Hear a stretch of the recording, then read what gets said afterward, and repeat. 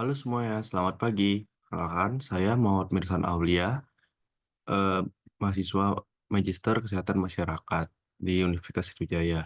Pada kesempatan kali ini, saya akan membawakan materi tentang kebijakan publik dengan fokus pada implementasi kebijakan di bidang kesehatan. Nah, yang pertama, mari kita pahami terlebih dahulu apa itu kebijakan publik secara sederhana.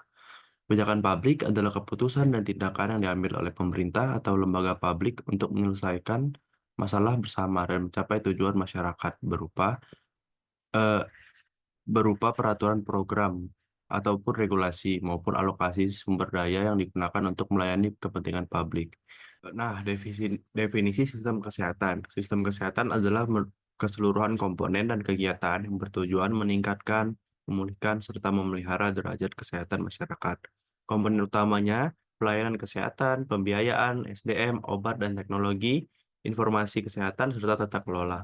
Lalu tujuan utamanya mewujudkan Universal Health Coverage melalui Program Jaminan Kesehatan Nasional atau JKN.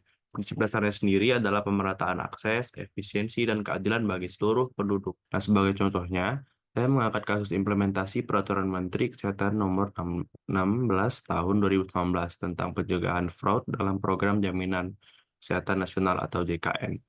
Nah, berdasarkan hasil temuan, pelaksanaan kebijakan ini belum optimal karena tim pencegahan fraud atau TPF belum berfungsi secara efektif. Hambatan utamanya adalah birokrasi yang rumit, keterbatasan sumber daya manusia, serta minimnya sosialisasi dan pemantauan di lapangan. Nah, solusi paling realistisnya bukanlah merevisi aturan, melainkan mengoptimalkan peran TPF melalui pelatihan, koordinasi, dan dukungan sumber daya yang memadai. Hal ini sejalan dengan teori Bush and Kent tahun 2023 yang menekankan bahwa keberhasilan kebijakan bergantung pada keseimbangan antara konteks, aktor, dan proses implementasi. Nah, dari analisis lebih lanjut ditemukan bahwa tantangan terbesar kebijakan kesehatan di Indonesia bukan terletak pada regulasinya, tapi pada aspek implementasi dan kapasitas kelembagaan. Kinerja kebijakan sangat bergantung pada koordinasi antar aktor seperti Kementerian Kesehatan, BPJS, TPF, dan fasilitas pelayanan kesehatan. Karena itu, perlu ada pergeseran pendekatan dari kebijakan yang berbasis aturan atau rule-based policy menuju dari rule based policy menuju performance based governance, yaitu kebijakan yang menekankan pada hasil dan akuntabilitas. Penguatan sistem monitoring, evaluasi, dan transparansi menjadi kunci agar kebijakan kesehatan dapat berjalan efektif dan dipercaya publik.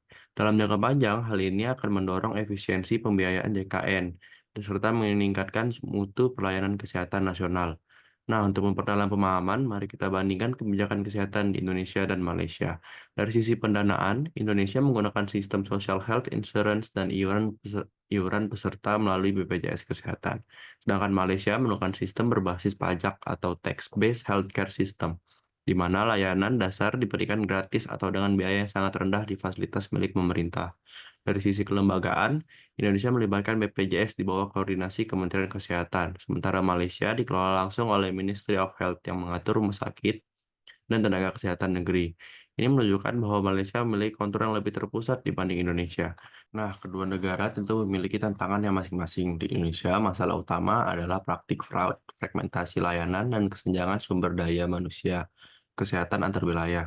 Sementara di Malaysia, tantangannya terletak pada keberlanjutan fisikal jangka panjang dan ketergantungan tinggi pada pembiayaan pemerintah. Dari sini dapat kita pelajari bahwa efektivitas kebijakan tidak hanya ditentukan oleh regulasi, tapi juga stabilitas pendanaan dan kapasitas institusi pelaksana.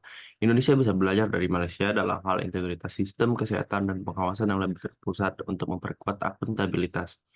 Sebagai kesimpulan, kebijakan kesehatan di Indonesia sebenarnya sudah memiliki dasar hukum yang kuat seperti PMK dan program JKN. Namun, pelaksanaan dan koordinasi antar aktor masih menjadi titik lemah utama. Menurut teori Bush and Kent, keberhasilan kebijakan publik sangat ditentukan oleh keseimbangan antara konteks, aktor, dan proses yang berjalan. Sementara dari perbandingan dengan Malaysia, kita dapat melihat pentingnya tata kelola yang konsisten, efisien, pendanaan, dan pengawasan terpusat untuk menciptakan kebijakan publik yang efektif dan berkelanjutan. Em, jadi mungkin segitu saja video edukasi dari saya tentang kebijakan publik dan perbandingan kebijakan kesehatan antara Indonesia dan Malaysia.